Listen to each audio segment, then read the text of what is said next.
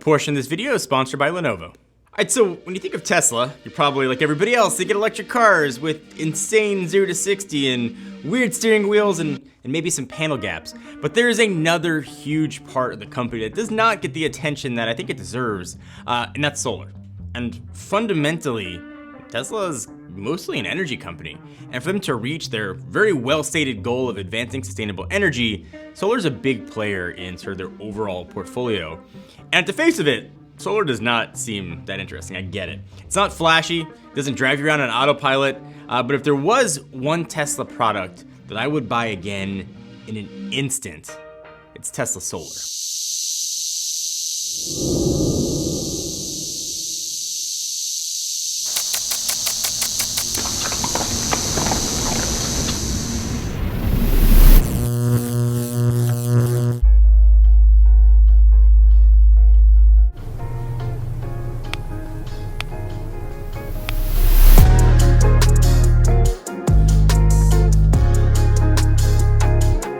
Alright, so this video really got sparked from, well, all of you watching. I've had Tesla Solar installed in my house since 2017, and after posting this tweet, which I didn't think much about my utility bill, the response was, let's just say, strong, and the questions were surprising.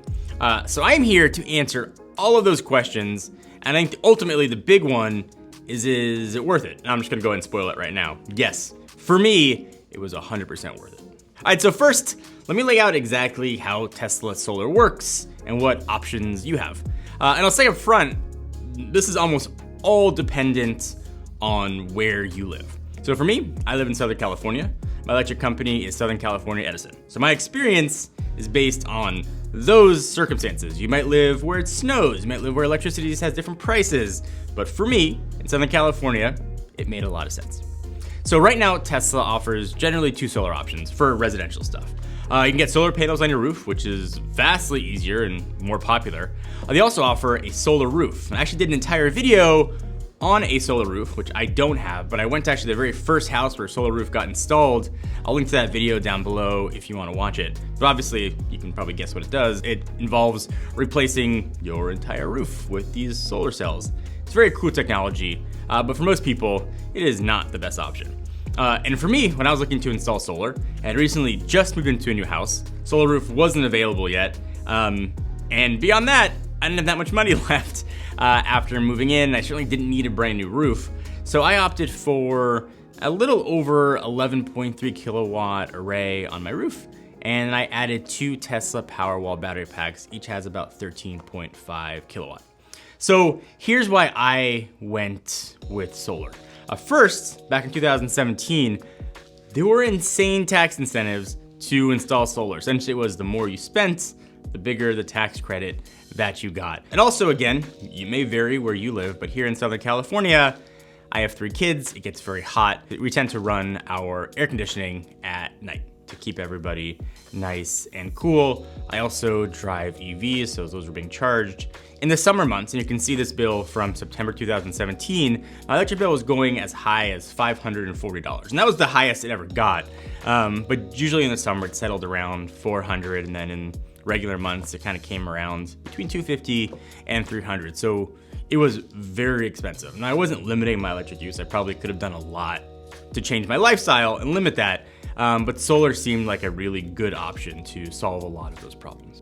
So a lot of things I can do with this system. With it installed, I can now power my entire house. In fact, there's an option now inside of the Tesla app where I can take my whole house off the grid if I want to, which is awesome. I can charge up my EV. I can store energy in the battery packs, excess stuff. And I could also use the solar energy that I'm generating to sell it back to the grid. That's actually what led to that negative power bill at the end of the month. And I should say, that negative $199 was not typical at all. I was on vacation for a week there, so I wasn't using anything at the house, and it was all going back to the grid. This is more representative of my electric bill is now. Sometimes between like 12 and like 25 to 30 bucks is generally all my bill ends up being. So that sounds great, but the biggest question, most overwhelming question that I've seen is how much did all of this cost, and was it worth it for that price? So when I installed my system, it came out to just under $50,000 for everything. Now, I just moved into a new house. I did not have $50,000 laying around.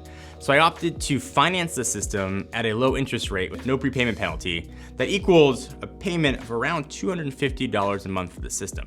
So that meant that what I was paying for the solar array, even on the least expensive month, was generally less than what I was paying for my electricity.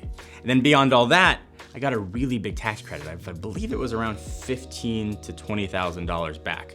So I wasn't spending any more money, but I was saving money on the hot months. At the very least, I was breaking even on the winter months. And I'm not renting this system at all like some solar companies do. I own the panels, and eventually, when I pay off the rest of that loan, I will own them outright and be able to produce energy for no monthly payment at all. And again, in 2017, when these were installed, the tax incentives were nuts. And there still are tax incentives as well, but it's gonna depend on state and where you live. But it made it really worthwhile. So if you take that $15,000 to $20,000, I saved that money. The whole system cost me, around 30 or so if you back that out.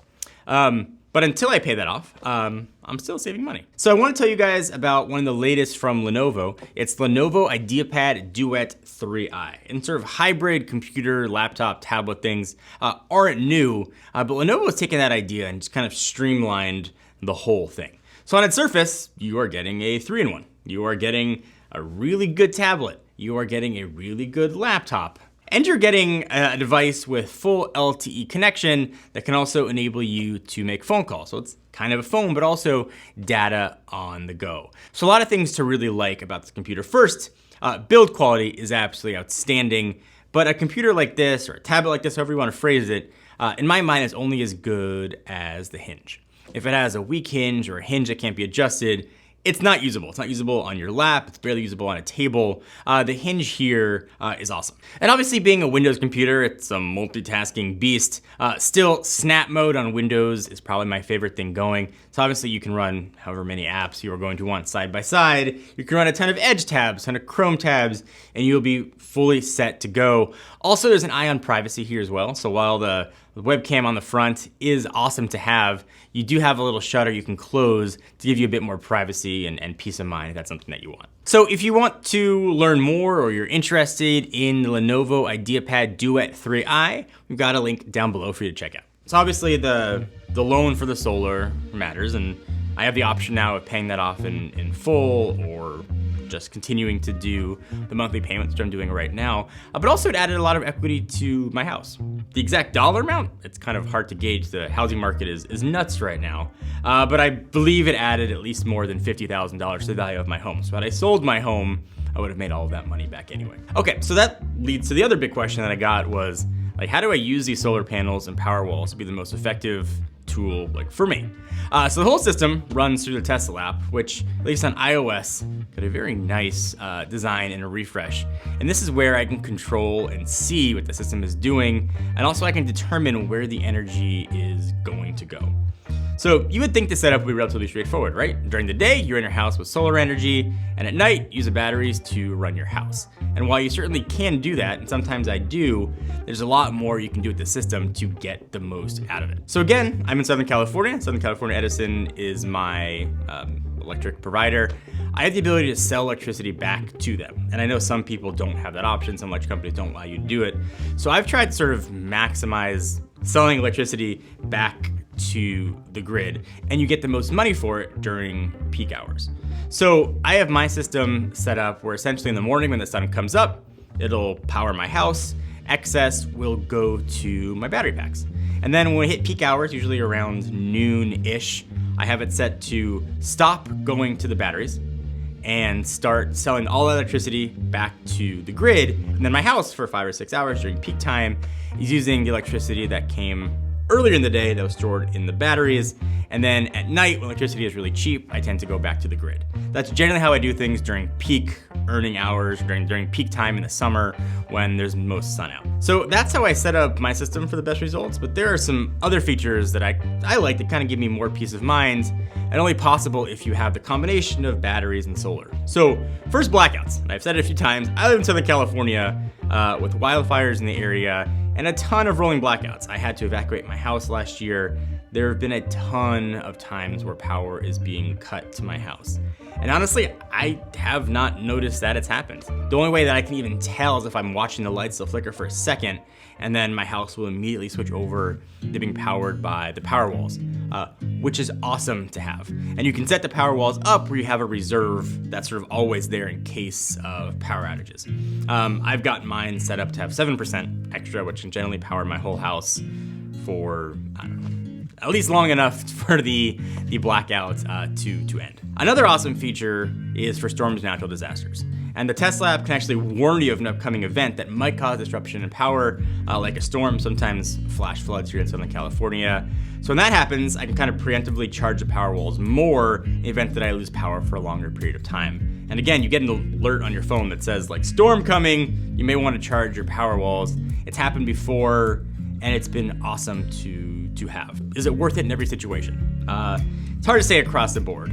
What I can say is if you own your house and you can install solar, and you live in a place that has more sun than not, like California, it's worth an option. I think it makes a lot of sense. It's certainly an investment up front, but one that'll eventually pay off in the long run. I've seen the comments, where I live, electricity only costs me $4, or where I live, I get hail and snow. Then it's obviously not going to work for you. This is not a one system is best for every scenario. But for me, it's been awesome. For me, it's worked out.